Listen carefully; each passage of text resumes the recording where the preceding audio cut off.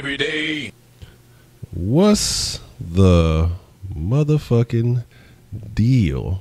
I hope everybody is having a super Saturday evening. You know, welcome to the Kush Den. If you're not familiar with the Kush Den is a 420 friendly community and conversation. I don't know how 420 friendly. We haven't been 420 in some months. But anyway, you know, conversation in community. And tonight we're going to be talking about, you know, what does success really mean. We got our special guest joining us again this evening, Mr. Man Up. How are you feeling this evening, Mr. Man Up? How are you doing? I can't complain. How you doing today, sir? Pretty good, pretty good. The same. Can't complain. Let me see. That's good. Yeah.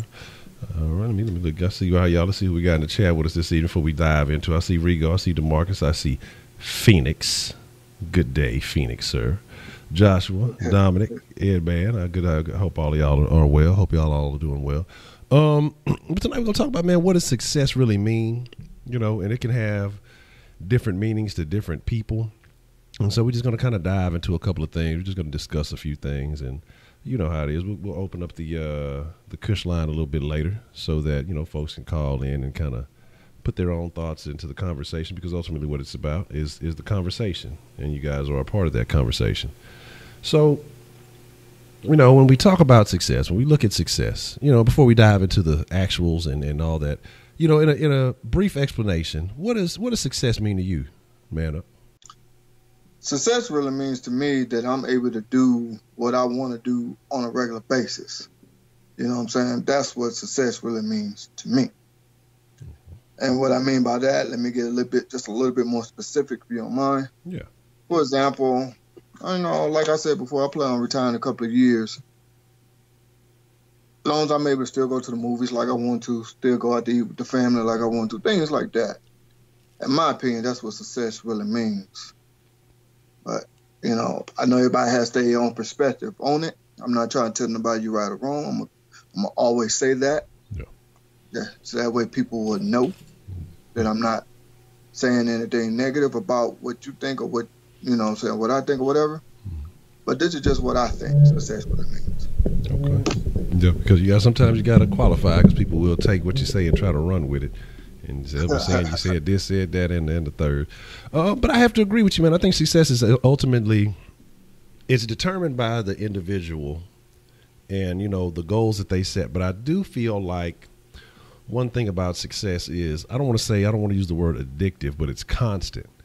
Because you if you're, like I say, if you're a goal-oriented person or whatever it may be, you know, you have to continually pursue success. You know, once you get to a certain point, you know, people who are ambitious, you know, they reach that goal and it lasts for the moment. Once you reach that goal, you know, maybe a couple of minutes, maybe a day or so for it to soak in. But then after that, it's about the next goal. It's about the next level that you're trying to achieve, the next level that you're trying to get to.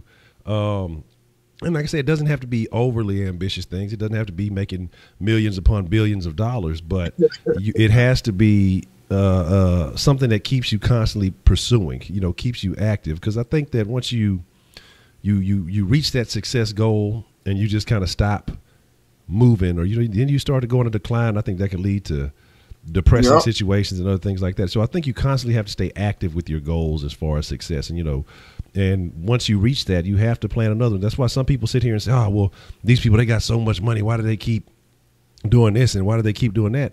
Well, part of the reason is because they don't want to feel like they've lost that ability to continue to pursue, to continue to achieve. And so to them, maybe money might be the goal that's the marker for them. Other people, it might be sports. You know, they might continue playing a certain sport because they want to reach a certain milestone. That's why you see a lot of these old guys who done retired and made millions of dollars. Now they playing in, you know, the big three, or they playing in these flag football leagues. It's not even about, you know, being the best at this point in time anymore. Now it's more so about, hey, I just want to continue to win. I want to continue to stack up little achievements, you know, for myself. It's not about being stagnant. It's not about stopping, you know. And so I think that's why a lot of people get things kind of misconstrued. I think some people get stuff messed up because they get mad. I see people talk about, oh, like this person got $1 million. This person got all this. This person got that. You know, why they got to keep doing this? But it's a personal thing for them. You know, I mean, they have maybe a certain measurement, a certain marker that they use to decide what is of value in their life. And so I don't have a problem with people constantly pursuing achievements, constantly pursuing successful ventures or whatever else it may be, you know, because I think that's their prerogative. You know, like Bobby says, it's my prerogative. You have the choice to do that. Yeah, like Vince Carter, for example. Vince Carter's still hooping. When you would think, okay, Vince Carter, he old and done, you know, well, he has a goal. He has something he's trying to achieve, you know, and he's going to keep hooping while he can, because eventually he's going to get to a point in your life when you can't do it anymore. I think about Michael Jordan's Hall of Fame speech a lot. And he just seemed like he's still so vindictive, you know, to be the greatest that everyone calls. He just still said, I could beat you and I could do this and I could do that. And you know, and he's still mad because, you know, I guess that's what drove him. And that was his marker. And now he has to try to do it in other fields, which he's probably not been as successful in as far as managing teams and things of that nature. But, you know, it is what it is. But there's a couple other little things I kind of jotted down because I wanted to cover about when we were talking about success. And I want to know, like, if you're in the chat right now, I want to know what you guys feel. What is your marker? What is your measurement of success? Kenneth, come on, you the simping king, man. You know, hey, I'm trying to learn from you what not to do. You know, so I know not to go down that route. But I know, like I said, a lot of people have different definitions. And my thing is, I got a question for you when it comes to talking about success. Do you think that someone can aim too high? You know, they tell the story of Icarus. He flew too close to the sun, his wings melted off or whatever it was, and he plummeted back down to the earth, you know, to his own demise. Do you think that a person can aim too high when it comes to being successful? No, I don't, actually. And let me explain what I mean. I'm going to say yes and I'm going to say no. But let me explain why I'm saying no. Because everybody has their own goal, their own achievement level that they're trying to reach. And who am I to tell you no to this and that? You know what I'm saying? So, excuse me. So that's the reason why I say no. Then I'm going to say yes because, you know, in my mind, what I might think success is, you might think it's different. Yeah. If that makes sense to you. You see what I'm saying? Yeah. So that's kind of like a great area to say yes and no. But to kind of define what I'm saying about success is this, like you kind of said earlier, in my head, it's not about having buku loads of money, because that's not going to always get you what you want and where you want. Because a lot of people like to think, oh, if I had the money, I'd be able to do this and do that. Sometimes just being able to raise your kids right, you know, being able to keep a roof over your head, food in your stomach, clothes on your back, shoes on your feet, have a decent car to drive to get back and forth to work, if that's your thing, you know, whatever. To me, that's measured by success, if that makes sense to you. No, I definitely agree. And me personally, success is like, I put it like this here. When I was talking to you about this here earlier, I saw this quote, and it stuck in my head. It says, success is a journey, not a destination. Mm-hmm. Which basically means, how I took it is, you're not going to always just say, bam, I got $1 billion, I'm successful, because you could lose that $1 billion like that in a heartbeat. Success means that, like I said before, that you're able to still do what you normally regularly do, probably something extra here and there, you know what I'm saying, on a regular basis, no matter what happens. Like a few years ago when we had the recession. The country was under recession. Everybody losing their homes, their cars, their jobs and stuff. Mm-hmm. But some people were still able, they had money saved up. They still, you know, was able to be smart about the things that they were doing and did not lose their house and their cars and stuff. That's how I determine success. Okay. So being able to be constant, to be consistent in your actions. Yeah, to be able to just say, look, I got of course it's going to take some money. I'm not saying it's not, but I'm not saying that it's going to take all the money in the world, because like a lot of people think, you know. And the Marquez Johnson says success is finding your purpose in life. I 100% agree with that. That's kind of basically what I'm getting at. I guess he just summed it all up. If that makes sense. I just went to a definition of it. He summed it all up. can agree. I can agree with that, because my thing is how you mentioned about success being about the journey. And I think what a lot of people feel is they see the end game, they see the end goals, they know what they want to be able to do with the means at the end of the journey. But what they don't realize is the development, the growth that you obtain along that journey, how you change as a person when you are trying to reach certain goals, when you go through struggles to be able to thrive, to be able to be successful, or to be able to achieve whatever goal that is that you're in pursuit of. You will develop new habits. You will learn new things. Again, you become something different. But I think that when you set these goals, you have to set something that is a challenge for you. Otherwise, you won't feel any real benefits for you, because I think that that's part of the human experience. Like, you have to set challenges. You have to put yourself in situations that require you to, go above and beyond your expectations. It may be situations where you don't even realize how you're going to be able to do it, but you put in the work and you find a way. And I think that part is the growth that comes along with success is what a lot of people don't pay attention to. They don't value, because I think that's a major key in it. Because like you said, hey, you could have that $1 billion and you could lose it tomorrow. But the thing about it is, if you figured out how to earn it, how you made it, how you took this certain journey to get there, now you know what it takes to make that $1 billion, and you know what you have to do, what type of energy, what type of effort you have to put into making that next $1 billion after you lost it, or whatever the goal may be. If it's being able to run a certain speed and you hurt your leg, you know what it's going to take to put in that work again to get back to that speed. Now Father Time has this way of slowing everybody down, but if you're still in relatively good shape, it is what it is. Sandy Rabbit and White Persuasion, what's the motherfucking deal? My fault. And so again, you just have to. I'll have to send you the thing. I got it somewhere. I don't even know what it's called. It was like a little somebody making like somebody that beats, and I found it. I'll send it to you. But like I say, with success, it is a journey. You get to appreciate the spoils. It's like that journey to the end of the rainbow. You get to appreciate the spoils at the end of it, but you have to know, again, like I say, what it takes to get there, what goes on, what's in that process of achieving that thing. And how we were talking about, can you set goals too high? My thoughts on that are, well, you said yes and no. And I think no is the overall answer. But where I say yes is, I think that if you start off with your goals way too high, then you can discourage yourself. You can kind of knock yourself off that path real quickly. Because, if you only made, $10 an hour your whole life, and then you talking about, your next journey, I want to make $1,000 an hour. Now, not saying that it's not possible, but you have to learn the steps to get there. So your next goal might go from 10 to learn how to make, $20, $30 an hour. Then from 30 to maybe 100. You have to focus on the steps that you need to climb to get there. And then you find new ways of doing new things or whatever it may be. It may be through education. It may be through developing skills. It may be through just pure hustle, but you have to understand there's steps to it. There's a process to getting to that. And so if you're just looking and, like I said, you making minimum wage, you just, you see somebody make $100, $200 an hour, whatever it may be, and you just, I want to be there.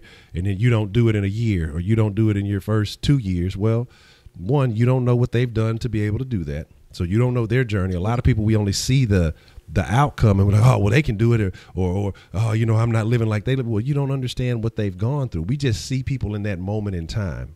You know what I'm saying? We only see people at certain periods in time, certain little markers, and we compare ourselves at that. You can't compare what may be your first chapter to somebody else's chapter 20 or 30. Like you say, they may have been through so many other things that you are unaware of that you're trying to compare. Well, they got this and they got that. Why don't I have that? We come from the same place, or whatever else it may be. You can't do those kind of things, because, again, like I said, it'll definitely affect the way you approach the situation. It'll affect your mind. It'll affect the process. You know what I mean? And that's why I kind of say that. Yeah, in my eyes, I might say yes, because I might think how you trying to be successful, I might think it's dumb. But again, like I said, though, who am I to say what you trying to achieve is? Because you might think the same way about me. So that's why I'm kind of saying yes, and I'm kind of saying no. But then I kind of agree with you a little bit. Don't set the bar too high for yourself. I would say take it step by step. You know what I'm saying? Try to say, okay, by the end of the year, I want to save up, or I want to go take this trip, or I want to be able to buy a house or a car, whatever. You know what I'm saying? Something like that. You know, and I saw somebody earlier say success is reaching your goals, and I kind of agree with that, and that is true. Who's that?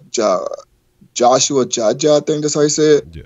Said that earlier, and I gotta agree. I think that's kind of what I'm getting at too. Really, that being able to reach your goals and stay at your goals. Yeah, exactly. Not just reach them, because like I said, somebody's goal might be to, I don't know, be able to take a trip every once in a while, but then one day they find themselves not being able to do that.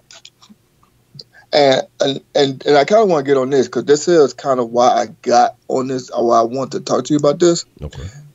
I know the story is old, but I saw it like a couple of weeks ago, a week or so ago, whatever. And it was this lady, I think she was in North Carolina, if I'm not mistaken. I might be wrong about the state, but anyway, she had won the biggest lotto in that state's history. It was like 180. No, it was like $8 billion, somewhere around that, like $8 billion, something like that. Yeah. And like I said, it's about a good 3 or 4 years old, something like that. And she had bought this huge plantation, you know, where slaves used to work on and stuff.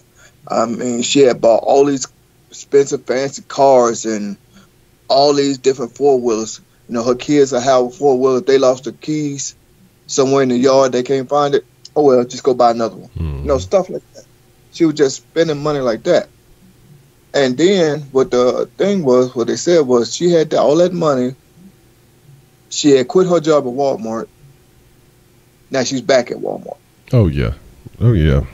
I heard something that they said like most millionaire people who hit the lotto within 5 to 7 years, they back broke. Yeah, and it's like, that don't make no sense to me. You know, how can you... I don't know. Like I said, that's why I say money doesn't always mean success. It's how you basically maintain things. Oh yeah, you can say money too as well, but it's basically how you maintain it. Like a lot, like you mentioned earlier, like these like NBA players or athletes, whatever. That's the reason why when they retire, they invest in whatever, restaurants or start a business, whatever. Like Peyton Manning, he bought a bunch of Papa John's, you know, things like that. You know, that's why a lot of people need to think. And it's not, and then I have a niece that's thinking that she has a job, but she thinking she just saved every one of her paychecks, she'll be rich, she'll be successful. I'm like, that's not really how it goes. It's basically ain't nothing, because she don't like to spend a dime. And she get just for example, I'm not gonna put all her business out there, but they just say within that week she made $100. Yeah, I swear she probably don't spend like maybe $5 that whole week. I'm like, how in the hell? And she said, I'm trying to save my money. I know that I'm trying to be successful. I'm like, that's not how you do it. I understand that you don't want to go broke. I get that. But that's not how you do it. How you do it is, okay, you don't want to spend your money. How about you invest in this and that? Invest in yourself. Exactly. That's how you stay successful, in yourself. Yeah, it's going to take some spending money, but you invest in yourself, you're successful. She kind of got where I was coming from, but she's still a little iffy about doing it, I guess you could say. Yeah, she might be nervous about taking those losses if you know. I mean, that's life, and that's what I try to explain to her. That's life.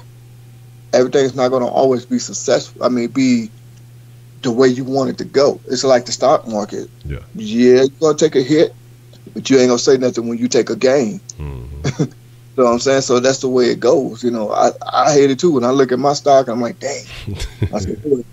I just say, oh, well. Because I know that's how it goes, and I knew what I was getting myself into. You know what I'm saying? So my whole point of saying this here, though, a lot of people just need to, my personal opinion, again, I'm not telling nobody what to do, your life, your business. But my personal opinion is just be smart in everything you do. Yeah. Like I said before, think twice about it. And if you have to think a third time, then you probably shouldn't be doing it. You know what I'm saying? Something like that.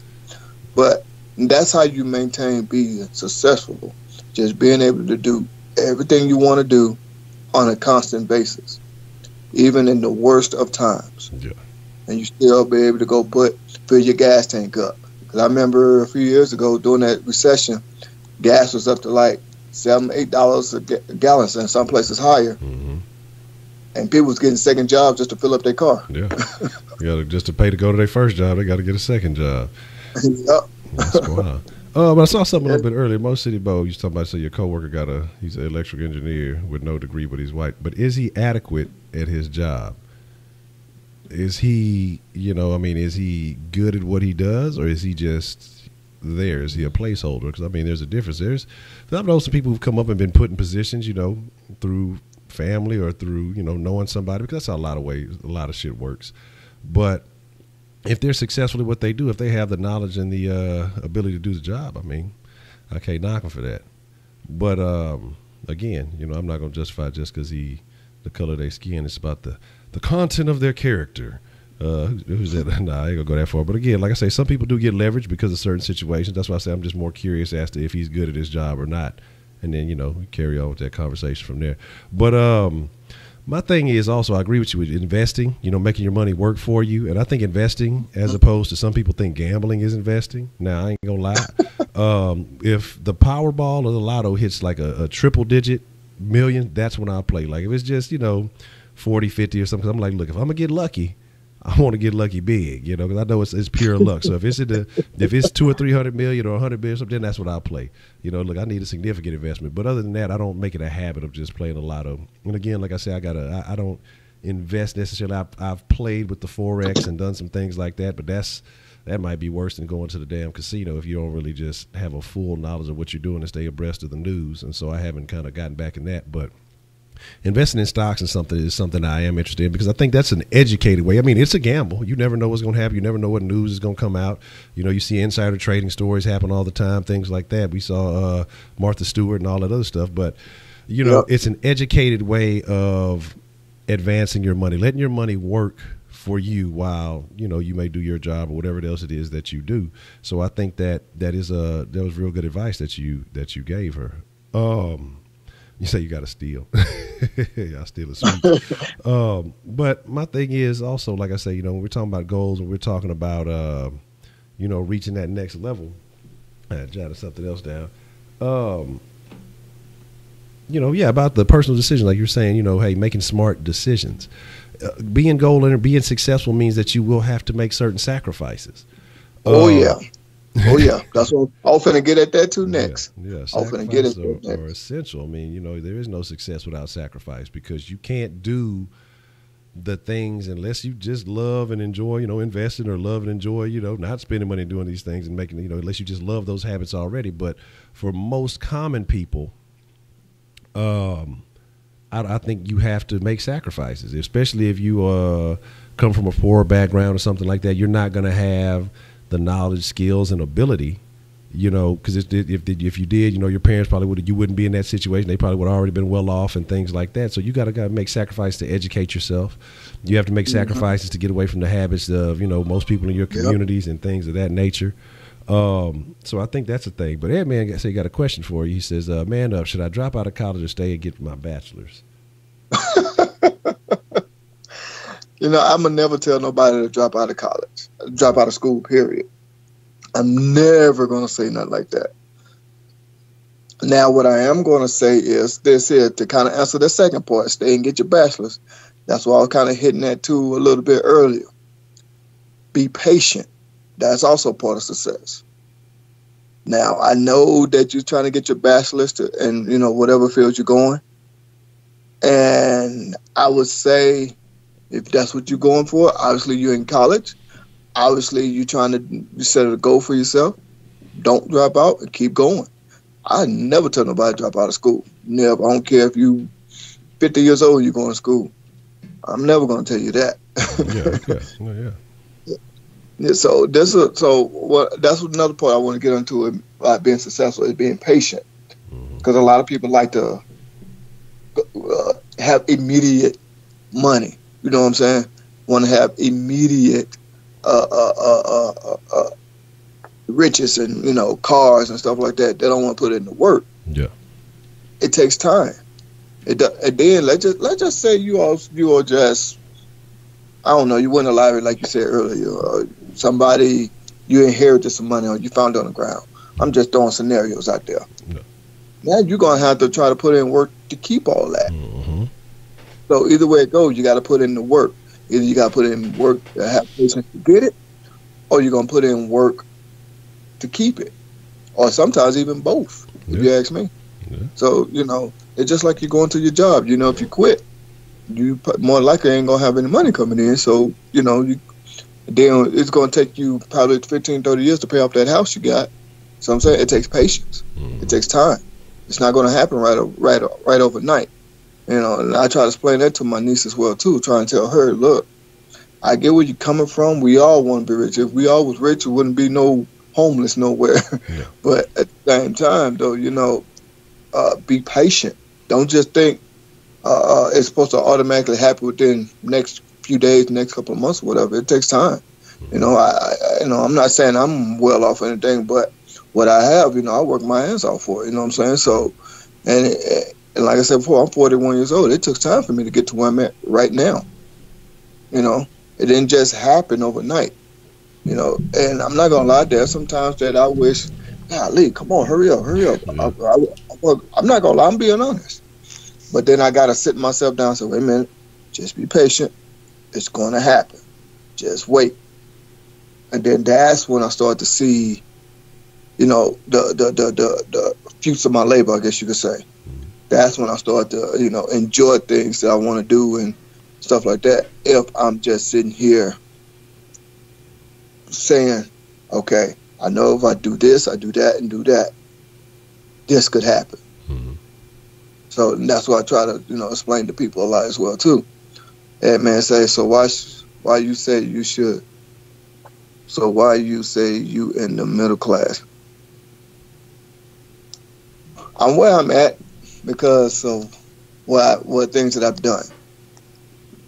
So I'm not gonna say I'm middle class. I'm not gonna say I'm lower class or upper class. I'm gonna let y'all, my imaginations on that. That's all I'm gonna say on that one. Yeah. But I am what I am because of the things that I've done, whether good or bad. Yeah. That's how I'm gonna put that one. Okay. Now, I know you were commenting on Ed Man had asked earlier, and I just want to try to chime in on the whole collegiate thing. My thing is, when it comes to college, I think it depends on what you're going to college for. Now if it's a specific trade that you're seeking, then yeah, you stay in college. And I'm not going to tell you to get out of college, period. Because the education is key. It may be other things that you learn while in college that could be of benefit to you. But at the same time, I know a lot of people with degrees who are looking for jobs. I know a lot of people with who are still in school with current jobs and doing things they still because they're trying to advance with wherever they're at. But I would say develop additional skills that you don't have. There's a lot of things that you can learn. We live in a digital economy too now. Learn some skills that can benefit you on the digital front that can advance you. That way you can begin making money while in college. You don't have to wait necessarily for that one occupation that you're seeking. And then you have leverage, then you have choices, and you have more opportunities because it may be another field that opens stuff up. You say people with 2 degrees make 50 racks a year. And now I'm not saying that 50,000 a year is bad, but I know people, without degrees who are making a significant amount of money. And then depending, like Cavity Creep said, yeah, a lot of times college can put you in deep debt. So I think you have to think about what you're wanting to do ultimately with that degree. True, too. Because a lot of people, you start off $100,000 in debt and you only making, you might get a job at an entry level position that may make you $30,000, $40,000 a year, with a degree. And then you have to kind of work your way up from there. So I think if you're looking for a specific field, if you're trying to be a doctor, a lawyer, something specific, that requires a degree, that requires that, I also think you should always consider maybe a trade, like a trade school, some type of vocation, something that, all the filler and fluff is cut out and you learn exactly what it is you need to learn for that particular craft. And go from there. I mean, because you'll be surprised with a lot of this stuff in the contractor construction field. You know, there's a lot of classes. They may cost you a little bit, but it's going to be cheaper than college. It may cost, you know, might be a 9-week course. It may run you $3,000. It may run you $6,000 to be a particular trade, depending on what it is. There's certain ones that, of course, you're going to have to spend a little bit more time, you know, being a welder and some other things. But you can be a safety man. You could be a lot of these other things that don't run you as much, and it may be a 6 to 9 week course. You can take it at night, and you're damn near almost guaranteed to pass. And exactly, plant operators make a gang of change. I know some of them only went to school, you know, 2 years, not even 4 years degrees. I know people who got on as plant operators with no degree because they had some family ties and things like that. But my deal is, there are fields sometimes you have to kind of open your eyes. I mean, if you're going to college just because you say you want to, you know, I'm just going to get a degree to land a job, that system has kind of changed a little bit because of the way people view things now. And so I think getting a trade may be better off for you. But if you're looking to do a certain thing, then hey, go for it. But like I said, I know people who did that, taking those kind of classes, and they're making upwards of $80,000 to $100,000. I mean, if you're talking about a 6 to 9 week class, and these same people have gone to college for various trades that you would think, okay, well, that's a nice money making trade, but they quit that. I mean, spent 4 years, 5 years in college trying to get that degree, finally get that degree, and learn that, hey, in this construction field, I ain't even got to really put myself in danger. I just walk around looking and inspect. Hey, don't do that. That's dangerous. Hey, what you doing over here? That's dangerous. Don't do that. And talk to people every morning, you know, in the little meetings before the thing. Honestly, you might have to wear some steel-toe boots, but hey, it's all good. You know, you might be out there fucking with some refined nines, and I'll tell y'all what that means in a minute if you don't know what a refined nine is, you know. And you may have to travel a little bit. But again, too, with that construction deal, you know, a lot of people, though, if you're looking to have a stable life and be home every day now, that might not always be the thing, because you may have to travel a little bit. You may have to go to this place and that place, spend a few months here, spend a year or so here, but you're going to rack up a lot of money collecting per diem and everything else that come with it. You can eat real good. You know what I mean? So yep. I just think you just have to kind of look and figure out, hey, what is my ultimate goal? And am I taking this route because somebody just told me I should do this? Or this is the decision that I have planned out for myself, and this is the way that I want to go. You know what I mean? Yep. Yep. Because if not, if you're just going to school just to go to school, then you may want to take a break and reconsider. You know, if you don't have an end game, if you don't have an end plan, say, you know, if I'm going for some general studies degree, well, you're just giving away money. If you're going for something that's not going to be directly lead to you getting into a job, you might be throwing away money. Because like I say, you know, a lot of people complain, well, hey, you know, I went and got this degree and it only make, you know, I'm only making such. Well, you might have went and got a degree in education. You know, the schools ain't paying a whole lot of money. You know, they only paying so much, and they still steadily in need of teachers. But, you know, somebody can spend that same amount of time in school and be going for, like you say, could be working in the operator field. I mean, you could really get yourself in some chemical engineering or whatever else it may be in the same amount of time and be making 2 to 3 times as much. And then you do a little bit of continuing education here and there and start raising that salary up by $10,000 to $20,000 a year or a couple of months, you know. So, okay, you say you're going to school for computer engineering. That's good, man. That's the craft, man. Because I mean, computers are everything now. Everything is digital. You know what I'm saying? So. You working on saucy? That's what I'm talking about. Persuasion. I appreciate that. But I mean, like I say, it's just, man. It's about having a plan. So if you got a plan, then hey, if you got a deal, then you stick to it. I'm not gonna negate that. I'm not gonna say don't do it. But if you just going to school just to say, hey, I'm in school. I'm finna go to school for, you know, music engineering or something like that. Not to knock that, but if you're talking about trying to be a part of something that's almost like hitting the lottery to really just get on. If you think, well, I'll just go here and I'm gonna get a degree in this and I'll be able to make music and be like one of these top-notch producers. A lot of these guys ain't go to school for that. They crafted themselves at home or whatever else it may be, and then they just made stuff that people started to listen to. I think it just depends on what it is you're trying to get into, man. You know what I'm saying? And, but go ahead. Oh, I'm sorry. Thought you was done. My bad. To kind of get what you were saying, some people did. Because look at Jermaine Dupri. He even said that one time because he just went to the Songwriters Hall of Fame, and he said that when he was when he was going to turn 18, his parents told him he had to get out the house. Yeah. And he said he didn't want to work at no McDonald's. He was like, "What can I do?" So he I forgot the lady name. He said he was with. They kind of put him on to start. But he said he was in the mall, and that's when he found Chris Cross, and that's when, you know, he started putting beats and songs together and stuff like that. And, you know, he didn't go to school for it. He just had a knack for it. Some people just have a knack for things, too. You know, so it ain't just, you know, Kind of like what you said, kind of go pick it back off what you said earlier about some people having degrees they be able to get on. Some people just have family members that could put them on. Some people just have a knack for just knowing how to do stuff. You know what I mean? Like some people know how to is a plumber, but never, don't have no certificate or nothing for it, however you want to phrase that, and still successful. Yeah. You know what I'm saying? Like the guy that cleans my carpets. Me and him work together, but his side trade clean carpets, and he makes a lot of money for that. Every day he drive his carpet cleaning van to work. I guess, to publicize, what he's doing. Yeah, that's the move. Yeah, he does it every day. He drives his van to work. His carpet cleaning van, so and he's smart. That's kind of like he paying for his own publicity. You know what I'm saying? So and that's what I'm saying. So you just know what to do, I guess you could say. So like I said, for example, me personally, for Honcho, I ain't forgot about you. I'm sending you cookies on just coming Tuesday. I'm gonna send them off. Okay, bet that. I ain't forgot about you. I just want to wait to get my special ingredients just for you. Okay. Hey, I'm with it. But yeah, and that's the thing there too. I make cookies on the side too. And guess what? I learned by watching my mom, sitting in the kitchen watching her. Whenever she was at home, because like I said, she worked a lot of hours, but whenever she was at home and she had to make something from the house, I would sit down and watch her. Bam, there I go. I'm making cookies now. That's a side trade I got. So, and that's what I be trying to tell people right there too. It's always something, it's always something. There's no, Powell said it best. I know some hustlers in wheelchairs, they get it till they croak. Yeah. There's no excuse. There's so many things on this earth. But man, what's the best way to pay for college without getting into too much debt? Being smart.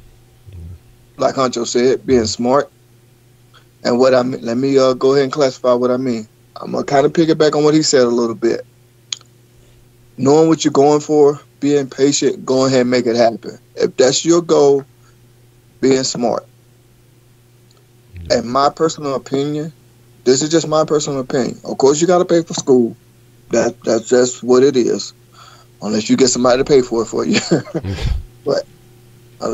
But my personal opinion, you can never get in too much debt trying to achieve your goal. As long as you work your butt off on it and don't give up, you could do it. But so that's just my personal opinion. I know Honcho might have a different perspective on that. But as long as you like you said, you might be put like this. Let me just go and be a little bit more specific. If you're trying to achieve a goal, like you say, you might want to, work on cars, but you gotta go get your degree, whatever. As long as this is what you want to do, you'll never go into debt for it. And what I mean by that is, this is your dream, your passion.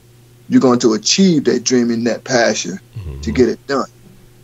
And then, of course, you're going to have to pay for school. But like that old saying go, if you do what you love, you never work a day of your life. Yeah, absolutely. And that's how I see about it. I went to college myself. I flunked out. I'm not gonna lie, my first semester I flunked out. I went to U of H, right next to TCU in 3rd Ward. But hey, it is what it is. I kind of went because it was, I guess you could say, pressured upon me by my family. But it really wasn't for me. Yeah, I figured that out. It really wasn't for me. So my personal thing is, you can never go in debt for what you want. Yeah. You said what I went for, man up business. That's what I went to college for, business. Yeah. And the thing about that college is funny with business is that, man, you can really learn business on your own, because I was we're trying to get to the business school for entrepreneurship, but then I did a whole bunch of other shenanigans. Y'all have heard some of the stories and tales, and it's worthwhile. Again, like I say, if you're going for somewhere to go, but with business, you think about it. They say it's a saying. They say that C+ students hire A and B+ students. You know what I mean? And so, the C+ student, they get the gist of what it is that you're trying to do, but they take more action than the people who grind too hard into the dilly dally. Oh, hold on, look, it's no, don't be to me. Okay, into the deal. And so what you have is, you know, those people who are action oriented. They may not have the in-depth knowledge about a particular topic or whatever, but they know how to put those people together. And give me 1 second, we'll fix this here real quick. But they know how to put people together to. Okay, hold on. There we go. All right, there we go. You back with us? Yeah. Okay. Yeah. Okay. But had a little mishap there, but it's cool. It's all good. Okay. It's all gravy. But they know how to put people together to make things happen, man. So, like I say, it's just about you setting your own goal. With success, like I say, we're talking about, it's about you setting your own goals, about you figuring out what it is that you truly want to achieve. You got to come up with a game plan, man, because again, everything else in this world is working against your plans. So you have to stay active. You have to stay goal oriented so that you know you've made a map, a GPS system, if you will, your own personal GPS. General position in success. I'm making some stuff up, but that gets you to where you're trying to get to, man. That gets you to the goals you're trying to achieve, so you know that you're on the right path. It's not about anybody else. And how you mentioned that you felt like you were kind of pressured into college. I think that's what happens with a lot of people. A lot of people don't really have a legitimate answer, and so what they'll say is go to college, you know. And you know, the thing about that is. They don't have a real solution for it. They can't really give you a legitimate plan. So go to college. People at college will teach you how to do it. But the people at college only train you to work for someone else, you know, and how to, you know, they don't even teach you how to get out of the debt that you're going to accrue while you're in college. You know what I'm saying? So what knowledge are they really giving you? And that's why I say, you know, I suggest, and I saw keep say get certified, get a certification, or, you know, go find something you can get a little license in or something like that, because the cost is generally much cheaper. The barrier to entry is usually much lower, and then the job opportunities are mostly jobs that are always going to be around. And how you mentioned the guy with the carpet cleaner, I mean, people are going to have carpet forever, so there will always be a need for a business like that. So you have to find, you know, services and things that you can create. Then that's a way you can kind of pay for costs. Think about services that you can create that people are always going to need. People are always going to need their windows washed. You go and negotiate a deal or two. You can go, like I say, the carpet cleaning deal. You could be surprised how, let me fix this right here. How easy it would be to get some equipment, to get some things going. Like I say, shoot, get out there, cut yards. That's what I did when I was working at McDonald's, dealing with all that stuff, man. I took my first paycheck, went and bought a bunch of used lawn equipment, and I was making more cutting yards than I was really making spending all day, you know, 8 hours a day at McDonald's. You know, they ain't giving your ass no overtime. But, you know, it just little stupid stuff you can do. Not stupid, but little activity, little things that you can do to make money. Little things that you can do to thrive, to succeed, to get to that next level. If you are really trying to make it, if you're really trying to get there, you know what I mean? You just have to, you know, again, come up with a plan, man, and stick to your plan. Don't let anybody else who has never done it, don't let anybody else who ain't on the same level as you, if you, you know, just, you can't, don't, you got a lot of naysayers. You got a lot of people who gonna knock you down because they want you to be on their level. You know, another thing too with success is finding, I believe in mentors. It's something I had to learn late in life. You know what I mean? But you have to have a legitimate mentor. It might not be somebody you talk to directly every day, but it can be somebody that you can follow. You can emulate what they've done to get to a certain position, if they're willing to share that info with you. You know, you know, you can't be hard-headed and think you're going to figure out everything on your own. You know what I'm saying? Coding or creating a website is a good thing for money. Yeah, man, you can make some little changes. I made a couple of little websites, and honestly, I got paid pretty good to do. I mean, little stuff. And like I say, this is why me having any kind of actual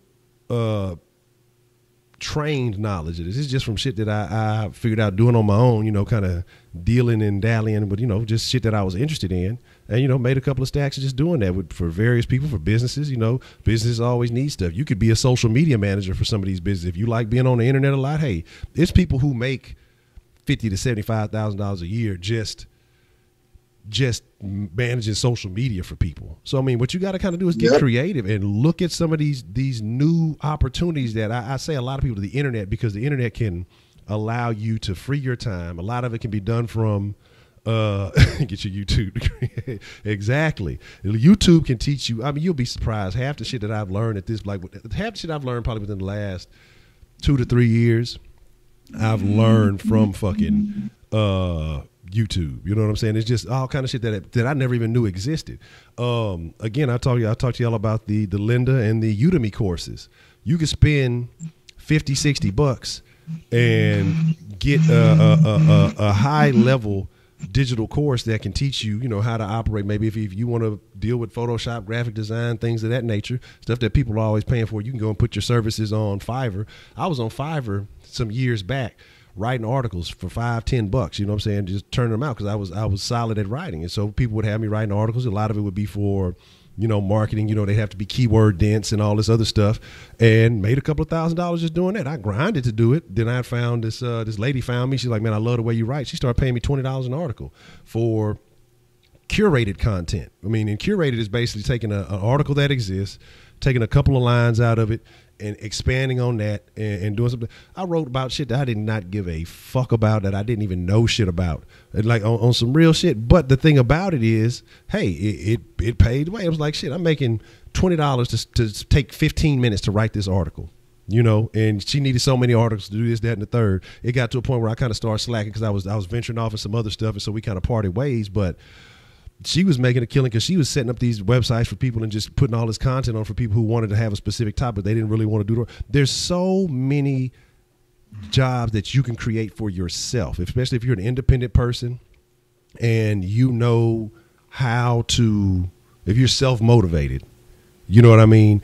You can thrive if you got some hustle about you, and if you got if you got some discipline, which is key. We talked about that earlier. I mean, there's so many levels. You can get out in the real world and get physical with it.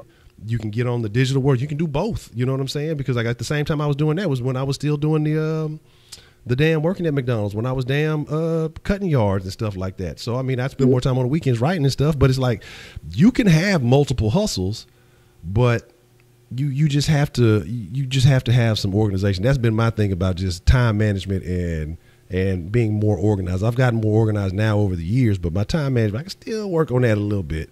I get caught up in some shit. That man says, so at the end, does wealth really determine success? No. No. Now, wealth does play a part. It does play a part in it. I'm not going to say it doesn't. But what really determines success is mental. Yeah. And what I'm saying by being mental is, like I said before, just being smart in everything you're doing, knowing what you have to achieve, get it done, don't let outside distractions stop you. That's what success basically really is in my eyes. Now, those that think success is having a bunch of money, be able to wipe your ass with $100 bills and stuff, hey, I'm not telling you that's not success. I'm not telling you that. I'm telling you what I think it really is. Because one day you might not have those $100 bills to wipe your ass. So then what? You might just have a couple of pennies to wipe your ass with. You know what I'm saying? Yeah. I'm just being real. So that's why I say wealth does play a part in it. Don't get me wrong. But being smart in what you do is really success. Being patient, being smart, understanding, being knowledgeable. Like Honcho keeps saying, being knowledgeable. Yeah. Educate yourself. Read.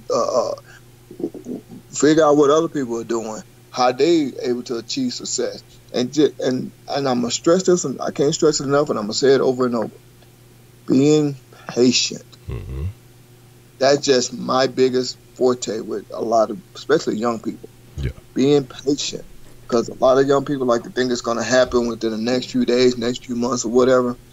Not necessarily. Because they'll see, for example, I'm just going to throw Jay-Z out there. They're going to see that he got all this money, he's able to do this and do that. Do you know how long it took for him to get all this stuff? Mm-hmm. Do you know how the work he had to put in? All the stuff he had to go through? All the people he had to cut out of his life? Things like that? Mm-hmm. For him to achieve what he's achieved? So that's all I'm saying. I mean, I'm not a Jay-Z fan, but I'm just using him as an example. I don't know why, but he just popped in my head. I don't know why. But I'm just throwing it out there. You know, it's a lot of stuff. And then also too, don't just think that, especially in the black community, that being an athlete or being in the music business is the way to go. There's a bunch of things you could do. I'm like Honcho said, be multi-talented. Yeah. Because I have a sister that works a 9 to 5, regular 9 to 5, and she also does Uber and Lyft on the side. Mm-hmm. And she makes. She showed me one time in 1 week on Uber and Lyft, she made over $1,000 in a week. No word. Yeah. So I'm like, so there's always ways to get your money. There's always things that you can do. But like I said, Danny said tits is successful. It's success. Yeah, look, we look. Danny's still he's still Similac. He's still a Similac baby. You know. Hey. Yeah, I kind of want to touch on that a little bit later because I was watching your Kush thing from last night, which you was talking about big booties and stuff. Yeah, but but kind of get back to what I was saying. I lost my train of thought when I read that. Yeah, you talking about your sister who was doing the Uber and the Lyft and made thought you started talking about athletes and that kind of situation in the black community. Yeah, in the black community, a lot of people, like, I'm not saying everybody because I know this is not true, so I don't want nobody thinking I'm saying once again. But in the black community, a lot of people think being an athlete or being in the music business is, it's the way to go. No, it's not. You need doctors, we need lawyers, we need judges, we need scientists, we need engineers, all that good stuff. So just having a regular 9 to 5, you could be successful as well too. So don't just all of a sudden just think, this is the way to go. Please don't think that at all, because there's a bunch of ways. And like you said earlier, Honcho, if you got a goal, get rid of those outside distractions. Mm-hmm. And you know what that is in your personal life. You know what it is. It can be your surroundings. It could be people that's around you. Anything. You know what I'm saying? It could be your dog. Anything. Get rid of outside. I'm not trying to tell you dump your dog out somewhere, but I'm just saying. Scotty gotta go. Scotty gotta go. But get rid of your outside distractions. You know what I'm saying? You know what it is in your life, and you know what you're trying to achieve, and you know what's gonna probably slow you down or stop you. So that's all. And like I said, just getting a regular 9 to 5 working at McDonald's. Who said you wasn't successful at that? Doing that, you know what I'm saying? But it just all just saying that wealth is not the biggest thing. That's my whole ordeal in saying this. Yes, it plays a part in having some money. Of course, you got to have some money to be, to achieve things. But don't just think that that's all it takes. No, it's more of a mental. It's more mental than it is wealth. Absolutely. And then there's some other little side hustles, like how you was talking about, things in the black community. I know people, look, it's certain things that you got to take advantage of. If you have leverage in certain areas, utilize it and win. I see people hustling stuff because, we, especially in certain communities, if they're addicted to a certain thing, if they just need a certain, man, you better start hustling that shit. If I had a partner who was hustling J's. He got on the internet, got on the Skyping, and got a little Chinese plug, and would have the J's out before anybody, and would charge folks, throw extra, $30, $40, $50 to $100 up on them hoes, and profit and win because people act like they dope fiending for J's, and they don't want to wait in line. Do people will pay outrageous amounts for that shit? They think those are high class shoes, so they'll do that. I know people hustling weave. I got a homegirl right now making a killing hustling weave. Whatever it may be, you got to do what you got to do. That stuff to people is almost like dope because people are addicted to those things. Man, get what you got to get. You know what I'm saying? Man, Cabbage, I had a, back then, I'm sure the statute of limitations is up. I had a hustle, man. At one point in time, I was working at the warehouse, and then right before I ended up getting let go from that, I was hustling weed and DVDs, and I've told y'all about that.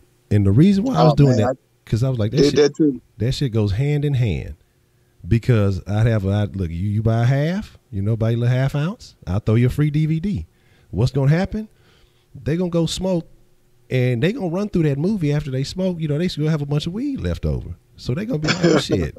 Man, let me holler at this dude and go give me a couple more DVDs. I hook him up, if you shop with me, I'll give it a 3 for $10. I'll do you a deal. I'll work with you because it ain't costing me nothing. I'm getting the CDs in bulk and it ain't costing me nothing to do nothing else.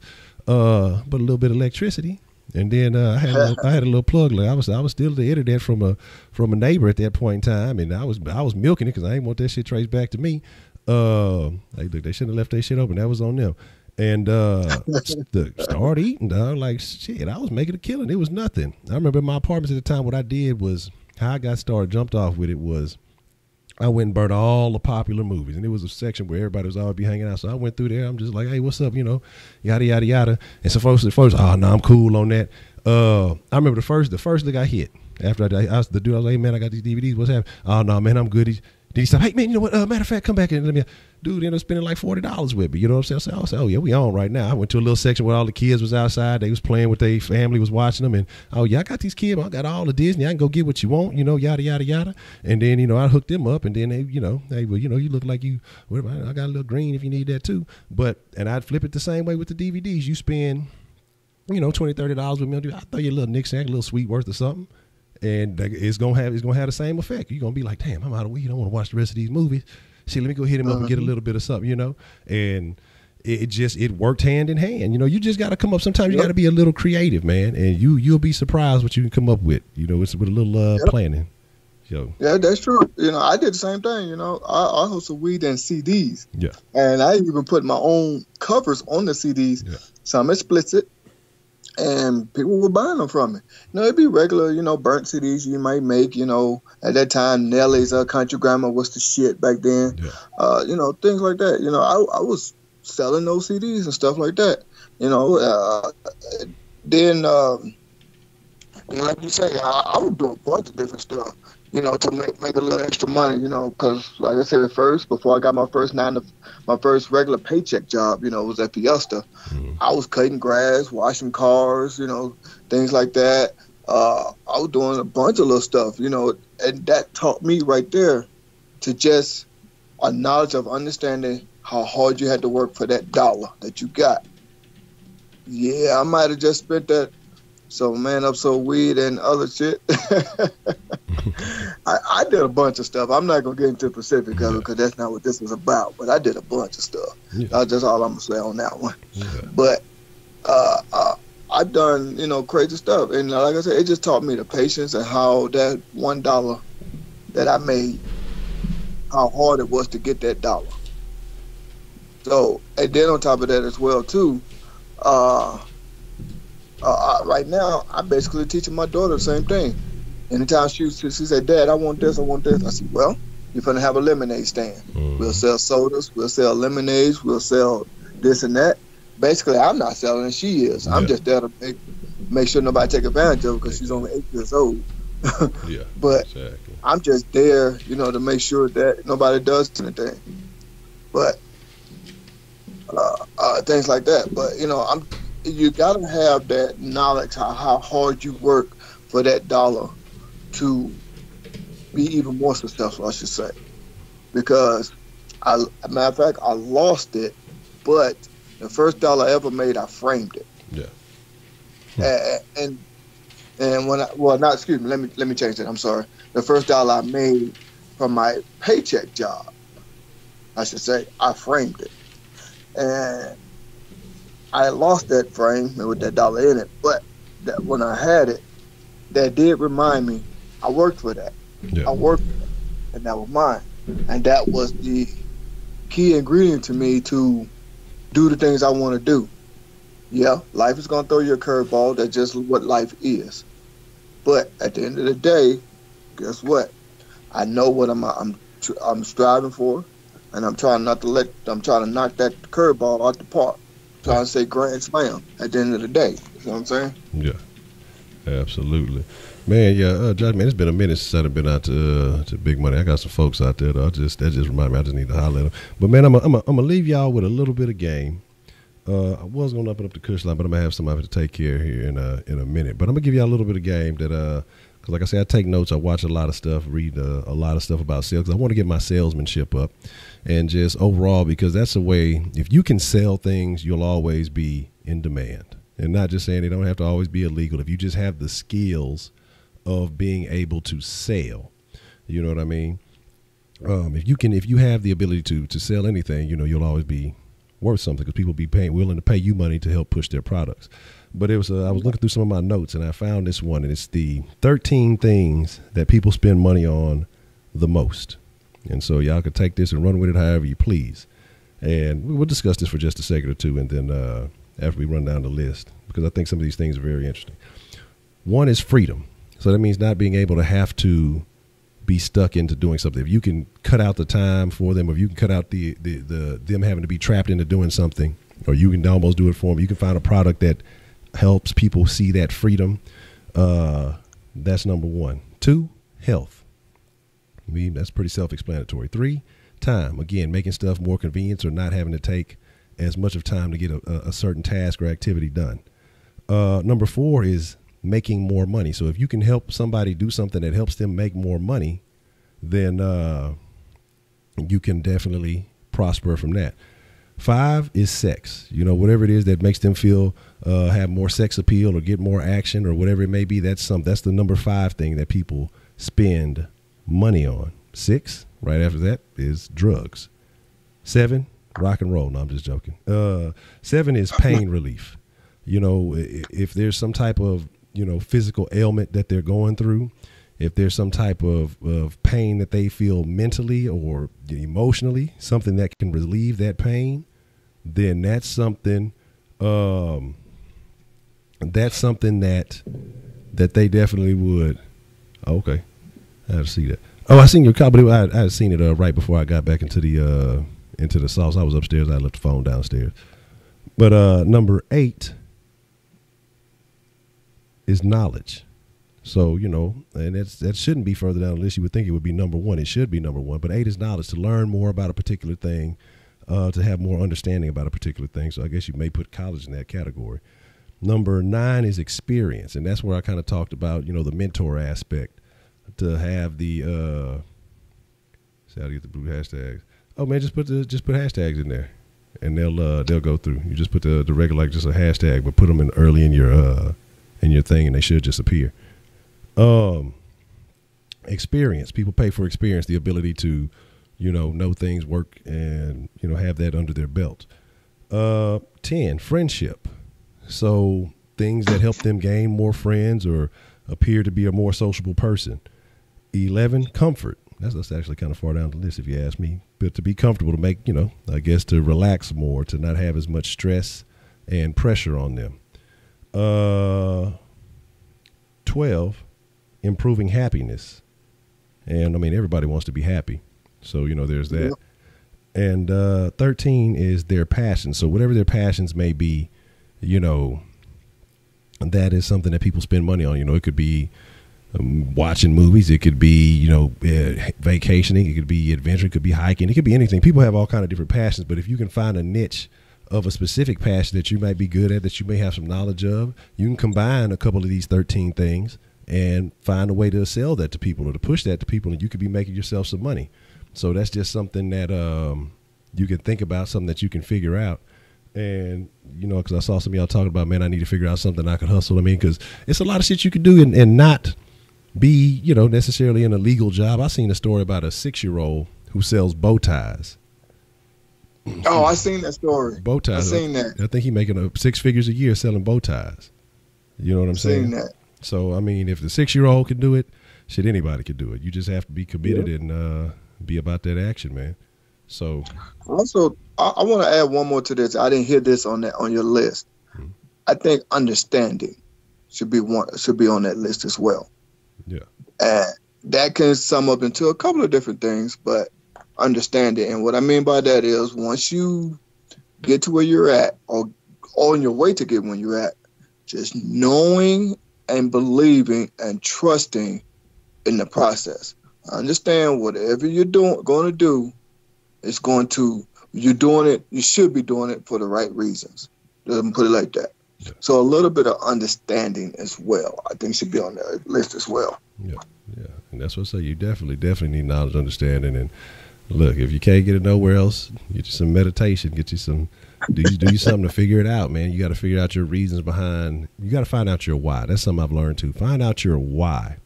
You know what I'm saying? What is your why to be motivated? You know what I'm saying? What is your why that's pushing you to succeed, to excel? Like, what is it? What is your reasoning behind the things that you're doing? And if your why is strong enough, then you will find success, you know, but you have to think about that. You really have to meditate. I'm gonna be honest, I'm not the best to ask. If you broke it, if you broke, that's why shit. I'm broken. I can't do shit I want to do. That's why. Apartment patties. I didn't really mean it. And once they took my cannabis, gosh. Man, the worst out of the motherfuckers, though, buddy in the grocery, that nigga ran behind the thing and then called the cops twice. The cops even hung up on his ass. Goddamn. But anyway, that's another conversation for another day. But but meditation, man, is just find a quiet place, dog. You know, as I've come to realize, prayer can be a form of meditation because it's focusing your thoughts on what it is that you want to achieve, what you're trying to get to. You know, just taking some time out, cutting all the distractions away from you and just sitting in a quiet spot and just focusing on what it is you know, see yourself in the position that you want to be in. Yep. You know what I'm saying? Find yourself in a position that, you know, or the direction that you're wanting to go. You know, what is it going to take? Just focusing on the next step. You know, I think when you take time to kind of envision yourself in the place that you want to be, it helps train your mind, or it helps, maybe I don't want to say it tricks your mind, but it helps train your mind to start acting in that manner. So you start behaving in the way that you ultimately want to achieve. If you see yourself in that position, you see yourself having the success that you envision, then you will eventually get there. But then you got to make sure you stay disciplined enough to follow through on those actions. And that's where trust me, look, I get weak sometimes that I be fucking up, and so I might not be the best example, but I'll always try to tell you something positive. Except for you know what, actually, Honcho, you are the best example, because it's going, like I said before, it's going to be times we are going to slip up. They're just human. You're just human. Yeah. You know what I'm saying? You're going to, but it's just how you get back on track. Yeah. You know what I'm saying? How and when you get back on track. Because meditating, to me, this is what I do. Because I find out a lot of people like to sit meditating with their arms in their lap crossed, with their peace signs, or whatever you want to call it, stuff like that. Yeah. No, to me, like you said, meditating, it could be just clearing your thoughts, just sitting there, and you focus on this one little thing, trying to figure out what it is you want to do. So to me, like I said, we all going to slip up. You're human. It's just how it goes. But how you get back on track is the best thing. It's the best example. Yeah. How and when. So I think you are the best example. You know what I'm saying? That's just my personal opinion. I appreciate that, man. I sincerely appreciate that from you, and I appreciate that too, Wink, man. Like I say, sincerely, I do. I sincerely do, man. Yeah, man. Like I say, it's just, you say you got so many times you fired, so many times you forgot. Yeah, man. Like I say, man, you to me, in this world, you can't try to hog everything to yourself. You got to have community. You have to have a system. You have to have a plan. And I think when when you just think it's only going to be you, and it's only me that's going to get to it'll never work for you. Or if it does work for you, it's going to be 10 times as tough. Now you got to put in your work. You got to put in your share. You know what I'm saying, to get to where you want to get. But at the same time, it's good to have like-minded individuals, and everybody ain't got to be of the exact same like mind. You know, it's good to have different opinions, but you want to have people who understand the journey you're trying to take, understand where you're trying to get, and can offer you advice or, tips or whatever it may be to get that way. A lot of people, because at one point in time, man, I'm telling you, I used to keep everything to myself. I ain't really fuck with nobody. I ain't really do none of that type of shit. And I just saw that in certain areas I wasn't succeeding, I wasn't thriving, you know what I mean? And so I just kind of started changing my perspective, reading different things, and just, I say, I have to take a different approach in life. You know what I'm saying? Got to take a different approach in life. Everybody's not going to think the same. That's why I keep saying it every time we do a video. I'm not telling nobody what to do, because everybody has their own personal opinion, on things. And some people just might like, man, forget this. Y'all a bunch of BSs and gone by their business. That's just how it goes, like I said, I watch a lot of your streams, you know what I'm saying? And I'm not going to lie, I don't always agree with everything you say. That's just how it goes, you know what I'm saying?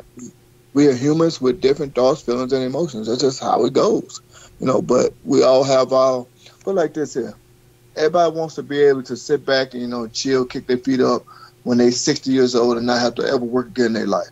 But how you go about it, everybody does things differently. But we all trying to reach the same goal. Yeah. See what I'm saying? So everybody has their own opinion. It is what it is. You know what I'm saying? So it's just as long as we ain't doing nothing stupid to stop us from reaching that goal, we all right. Yeah. Cattle Creek said don't buy new cars. Okay. Yeah, Visionary. I did see that Visionary is definitely overseas. Shout out to Visionary. You be holding it down. Like I say, that must be a interesting deal. And I was actually kind of curious about that. I not to be in his business or anything like that, but I look at a lot of these digital entrepreneurs. That's why I say, man, there's a couple of things. One or two more things I'm gonna touch on because with you mentioning that, because it's something I looked at and something I'd actually really considered myself, man.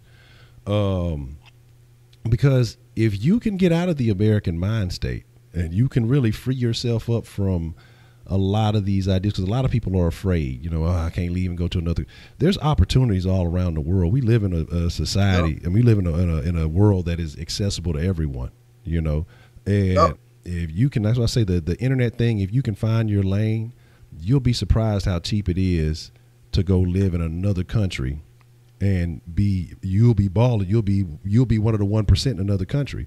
It may not have a lot of this false glitz and glamour that comes with being in America, but you can go succeed and live a extremely luxurious life on, maybe different standards. Like you might not be just driving Bentleys everywhere, doing all that other stuff, but you could live the life you want to live for a fraction of the cost. In countries like the Philippines, I've seen some things in Africa too. You're talking about Singapore, like a lot of these countries, these places have these digital and internet co-ops for people who are expats and people who are travelers. Like I say, I used to listen to this podcast, and that's where I got this phrase from: "Go where you're treated best." And the guy would just talk about all the advantages of living in these other countries, how you could set up small businesses in these other countries. It could be internet business, whatever. And I watch a lot of videos too, because it's something that I've strongly considered, because America's cool, but we have a whole world that we can live in, man. Like, why not go and check out to different stuff, man? You know what I mean? It's just because you can go and live in, I want to say it was Thailand or Singapore. This guy was talking about, he stayed out there for a month, and his goal was to not spend more than $600. This dude was eating good. He was going to all kind of different places. All the shit he needed was taken care of. And there's another guy I saw. He was a little black guy in the Philippines. I think he was paying for some action because his little wife didn't seem like she was just super keen on him. But he was a funny looking little dude. But he would talk about how much it cost him to live in the Philippines, and he might be spending $600 to $800 a month and still have, has internet access, has a nice home, has a vehicle, has all the things that you would want in life. But again, it just may not be a McDonald's on every block. It may not be a Starbucks on every block or whatever it is but if you can get away from all that BS, which is crap anyway, because we fill ourselves with a lot of this crap, and I do it too, so I'm not judging anybody.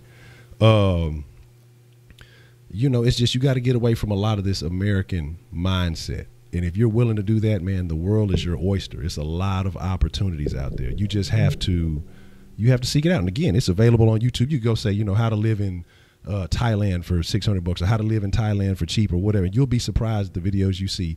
And when this dude, he spent, I think, maybe $200, $200. His hotel might have been his biggest expense. And it was nice. Had a little gym there. He had for the whole month, had a gym, had a nice little, nice spot.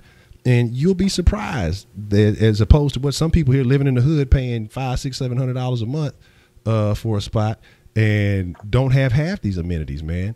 You just have to look and see. It's a guy on YouTube. I'm gonna try to find the link, Cavity Creep. What he does is he goes to all these places in Africa and he shows what's really going on. He's like, so that way people can't sit here and say, this and this and this about Africa. I'm gonna find it because I got it. It might be on the Kush Den channel I follow him, or it might be on Soft Sports.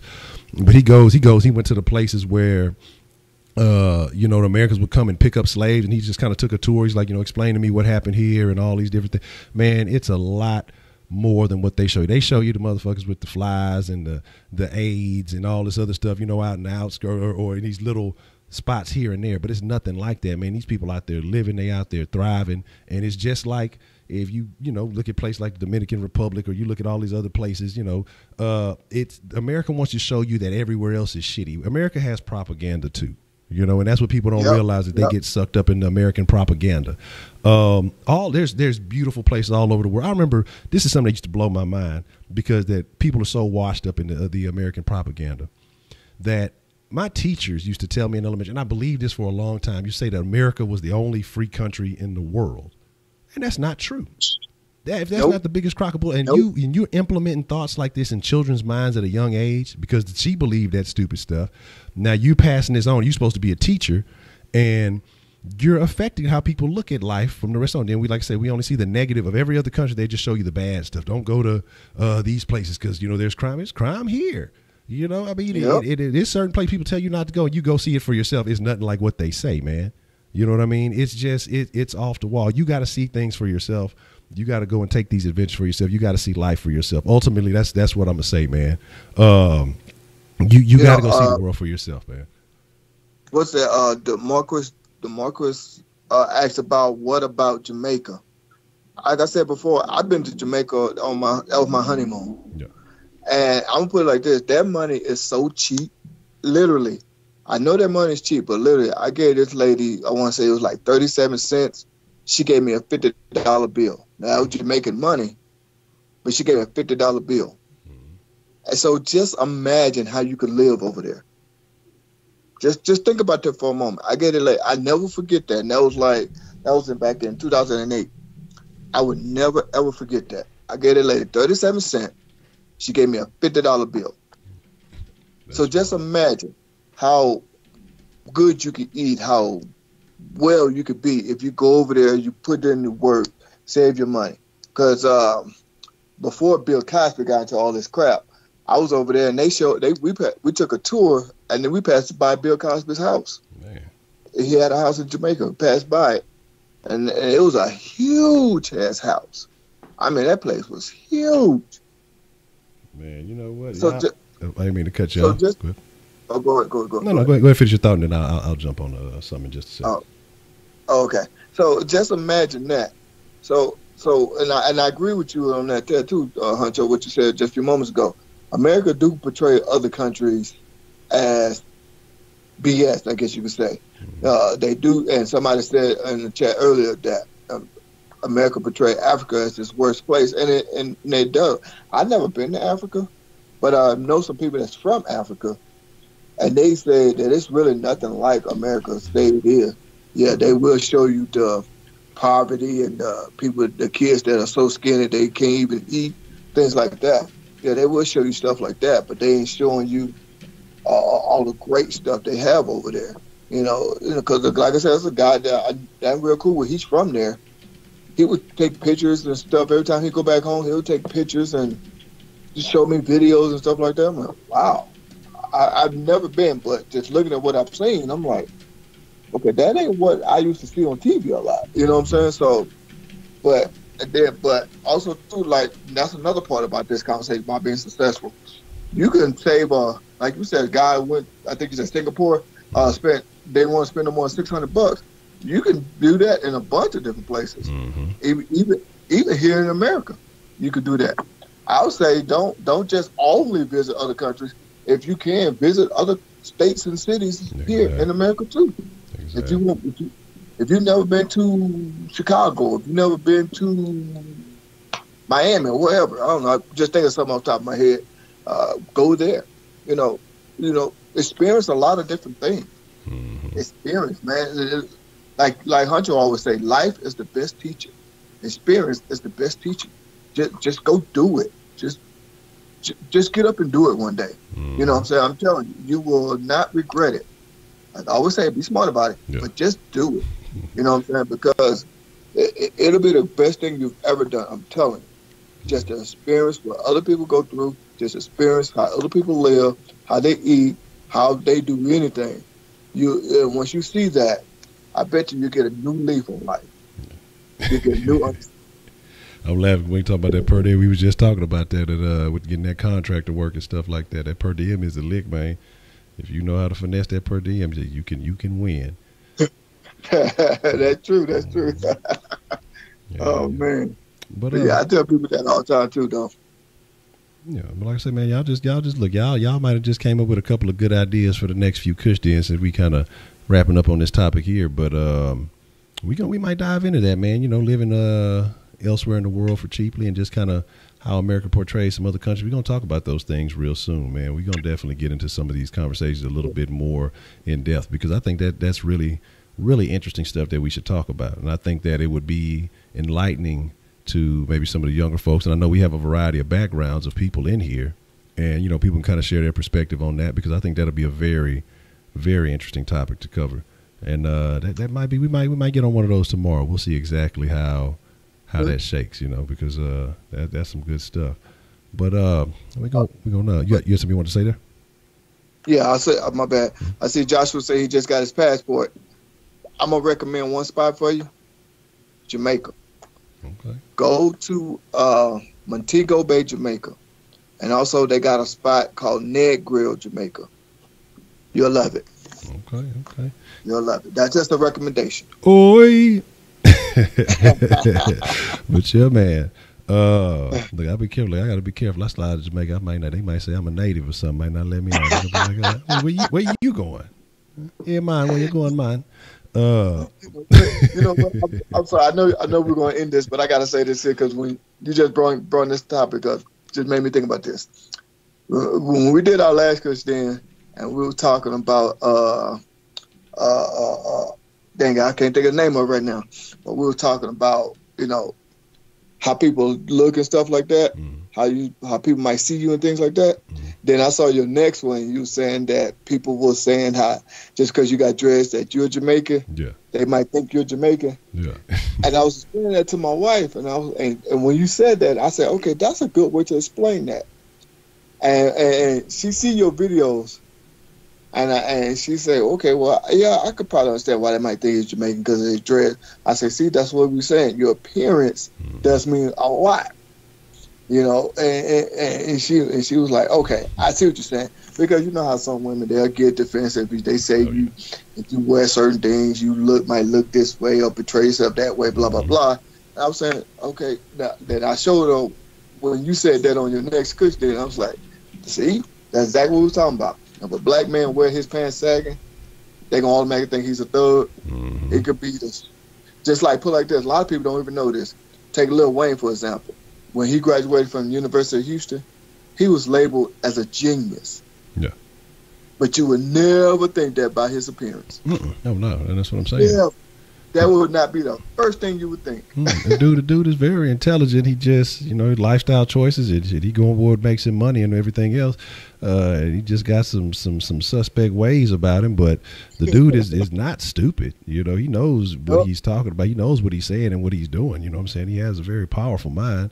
Because I want to say he was in like one of them little like gifted type charter schools or something before he had got baby got a hold of him, and we know what happened all after that. But yeah, man. Well, before we get out of here, man, there's one thing we got to talk about. You said you kind of wanted to spill your point on yesterday's topic, and so I wanted to catch your opinion on that, on the the overrated topic. Okay, yeah. Yeah, my bad. I'm glad you reminded me. I sure forgot.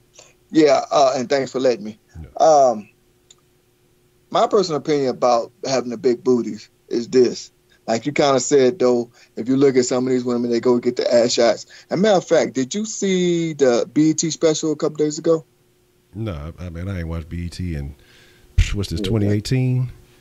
Oh, okay. Probably about 12 to 13 years, man. It's been a while. BET is, I cut it out. I don't even fool with it, man. Oh, okay. But anyway, I watching the special on BET. It's called Big Booties. No, it's called Killer Curves, A Bite Is to Die For. Yeah. And it's basically about women getting these butt injections, ass shots, and stuff like that. And saying it basically started with celebrities, you know, women, you know, getting those and blah, blah, blah. And I was just thinking, and when you said that, I was thinking about that. And then I was like, why do women do that to their body? Now, I took it a step further. How about breast implants, blah, blah, blah. And now I was thinking, when these women do get these butt implants and stuff like that, they look disgusting. Yeah. Because you'll see this big old butt, but these little bitty chicken legs, no hips to go with it, no thighs, no nothing. And it's like, that looked disgusting. So when you were saying that, when you were talking about that, that just made me think about that. That's all I want to say. Okay. Yeah, I'm saying that I don't watch BT. Man, I don't watch BT, man, because I feel like it's a very poor portrayal of us. Like, it is not owned by black folks. It's you know, it's like MTV owns BET, and all it seems to me is that they just take old MTV shows, recycle them, make them black, and then, you know, throw it on BET. And to me, like I say, there's a lot of other things. BET has an audience and has all this attention that they could be doing a bit more positive stuff instead of just feeding us all, again, only entertainment, only dancing, only singing, all like. There's more to it than that. You know what I'm saying? And that's why I say I just kind of tuned down. Like, y'all have a platform that you could do so much more for the black community besides just, you know, what you are doing. But instead, you know, you continue to feed the same shit, the same ideals and all this other tomfoolery that I feel like makes a lot of us stay committed to a lot of these behaviors. You know what I mean? Oh, we only gonna watch BT. Oh, that's because it's black. The word black is in the title, so they automatically got you, you know, falling for the okie doke. And, you know, you only consuming this type of stuff, and you thinking that's how we all supposed to act. You know, that's why we don't have. That's why I feel like we can't put each other on, because we don't have people going in the right directions and the right companies and business. It's very few and far between. And the ones that do, they feel like, hey, I done worked too hard. I don't see other people working the same level or lane as me, and they don't want to reach out. That's where they become kind of standoffish and things like that. And I think that, you know, if we kind of would change that perspective, it would be a lot more opportunities. You know, a lot of things in our own hands. There are limitations in certain avenues, but you can overcome those things if you really grind to it. But we'd have to grind as a community. So that's why I say, to me, BET is a big factor. I'm not saying it's the starting point, but it's a big factor. And so that's why I really don't really fool with it too much. You know what I'm saying? I understand that. Mm-hmm. But like I say, and I'm sure that is some stuff that, you know, they do show, but I think it's an overwhelming majority of it is, to me, negative, you know, pushing negative, off the wall shit. But I agree with you too on that, when they blame it on men because they're not comfortable with themselves. And and I could definitely see that, you know, I definitely agree with that, because, you know, it's because men this. Well, you either got to learn how to be comfortable with yourself, or then you succumb to that. Then it's you. It's really you being insecure with yourself, because, you know, you want something. You want to have this attention from a certain particular type of man, and it's usually a certain type of dude that likes all that tomfoolery and extra fakery. And I don't be with that shit. But, you know, and then get mad, you know, when he treats you like some type of object or something, because it's what you look like. These women get themselves to the point where they don't even look real. And then they get mad because they don't get treated real. They get all this fake stuff, from the eyelashes to the implants to the injections to all this stuff, and then talk about, I want a real man. How? Yeah. How, Sway? Yeah. You ain't got the answers. Just been saying that. You know what I'm saying? Just been saying that. Yeah. You want a real man? Bitch, you ain't real. Yeah, exactly. It's probably about 20% left of your actual natural body left. You talking about you want something real.